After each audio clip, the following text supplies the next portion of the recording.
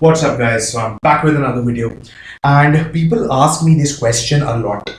They say, why is it that when it comes to powerlifters and who follow powerlifting or actually do some kind of power building or uh, bodybuilding as well, they ask me a lot of questions about the fact that how is that a person who is lifting some amount in the gym, it's always lesser when he performs in the meet. Okay, so suppose someone has a 600 PR when it comes to recording in the gym, but he can only pull off, say, 585 or 575 on any lift, let's say the deadlift, uh, in the meet, because technically it should be more, right? A person who's training for that particular meet should be able to deliver better. The point here is when it comes to a meet, that the standards that are required to be met for those lifts is very important. Okay, so you can hitch a deadlift. Hitching is a process in which you kind of support the bar on your thighs and pull it slightly up. You must have seen a lot of videos over YouTube on it. That is hitching. That will do when it comes to a gym. Okay, that will count. You just have to get the weight up. Hitching is allowed even in strongman, but in powerlifting, hitching is not allowed. You hitch a bar, you get a red light straight away.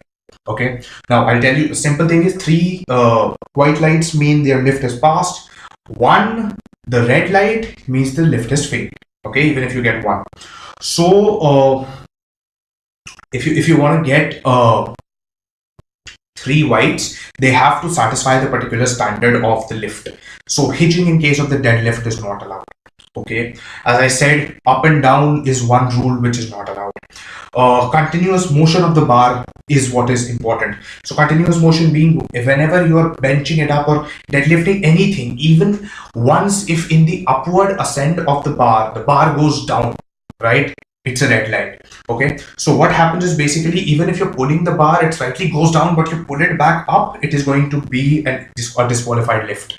Okay, so things like this are not accepted. Up and down is probably the best rule because of which the gym lifts don't count here.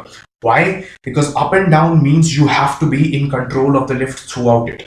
Okay, so when you squat down, what happens is in the lift, when you squat down, you immediately get back up and unrack the weight at your own pace. That doesn't happen on a powerlifting meet. You'll be given a signal, you'll be told to squat, you get back up, you stand, and then you will be told to rack so that they know that you're in control throughout the lift. Now, I'll give you a simple, perfect example of a deadlift. In case of a deadlift, people bend down, pick up the weight, lock out and immediately keep it down. Okay, sometimes they lock out, immediately fall, but somehow by fall I mean bend forward, their spine doesn't engage properly, bend forward, somehow keep holding the bar and still put it down. In a meet, that lift won't count. Why? Because at the proper position of when you are standing erect, okay, you are not in control of the movement. Why? Your spine engaged for a moment, gave away, and you fell forward. That is up and down.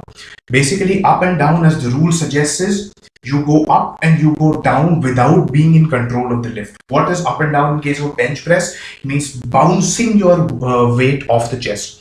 Okay, so you must have seen a powerlifting meet, or you can watch it on YouTube. When they say bench, you press the weight down, keep it on the chest unless they say up. When they say up, and it'll be after a second, they just need to see whether you're in control. They don't want to squeeze you with the weight, right?